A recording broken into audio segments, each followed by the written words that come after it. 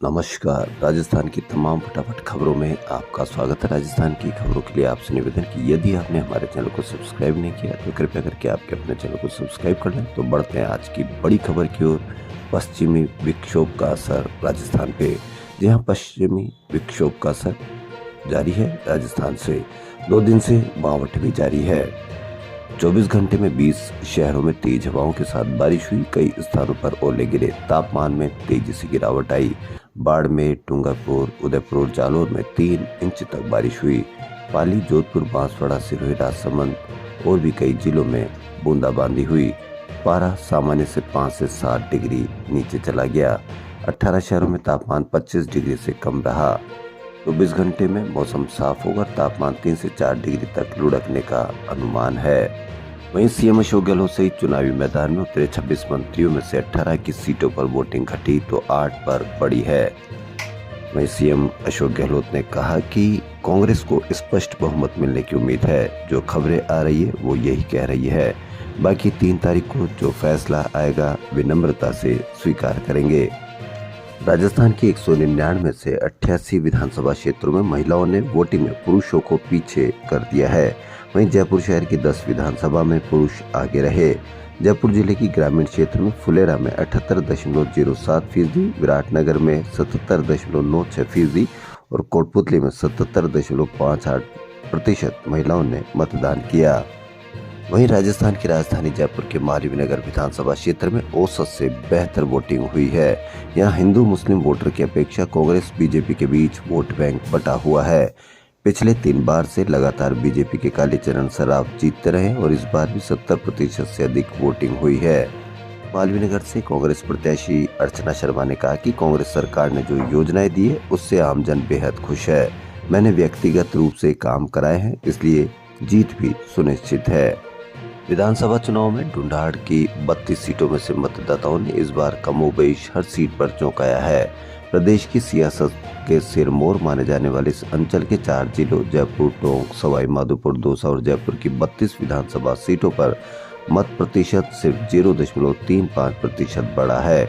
इनमें से 19 सीटों पर 2018 के चुनाव में हुए मतदान के मुकाबले बढ़ोतरी हुई। वहीं 13 सीटों पर मतदान में गिरावट हुई है।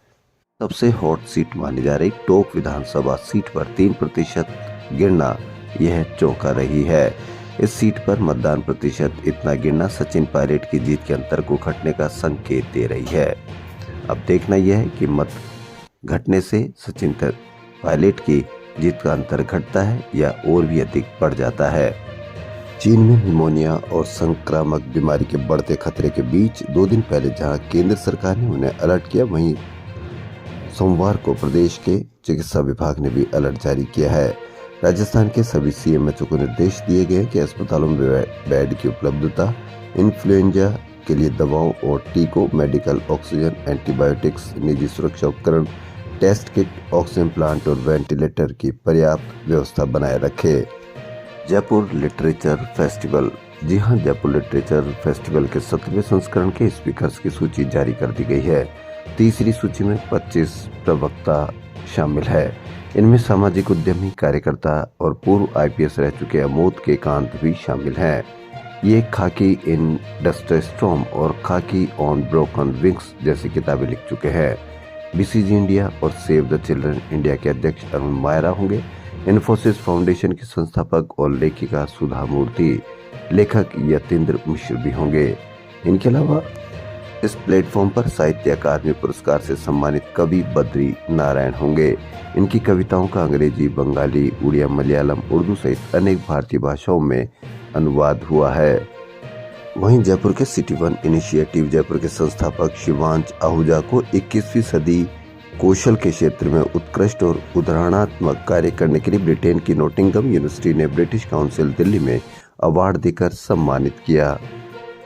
विधानसभा चुनाव से पहले प्रचार समाप्त होने के दिन 23 नवंबर तक ज्यादातर प्रत्याशियों ने अपना चुनावी खर्च 10 लाख रुपए से कम दिखाया है, जो आम जन को गले भी नहीं उतर रहा है। प्रत्याशियों ने भले ही चुनाव आयोग के अंकुश और चुनाव खर्च कम दिखाया, लेकिन प्रचार और वाहनों की रैलियों को देखते हुए लाखों रुपए खर्च हुए हैं। प्रत्याशियों ने कुल खर्च में से 4 से 5 लाख रुपए खर्च तो चाय नाश्ता पर ही दिखाया है। बाकी का वाहनों, रैलियों और विज्ञापन पर 3 से 5 लाख रुपए का खर्च होना बताया है।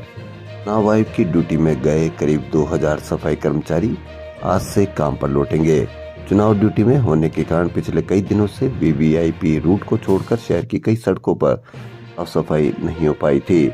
इनके वापस आने पर शहर की सड़कों पर झाड़ू लगाने का काम भी शुरू होने की संभावना है। सर्वेश्वर संसद के बैनर तले निंबार जयंती महोत्सव की शुरुआत सोमवार को प्रभात फेरी और दीपदान के साथ शुरू हो गई है। इस दौरान आसपास का क्षेत्र पार्क भगवान के जयकारों से गुंजायमान हो रहा। खबरों फिलहाल इतना ही। यदि आपको हमारा चैनल पसंद आए तो लाइक, सब्सक्राइब और शेयर अवश्य करें। धन्यवाद।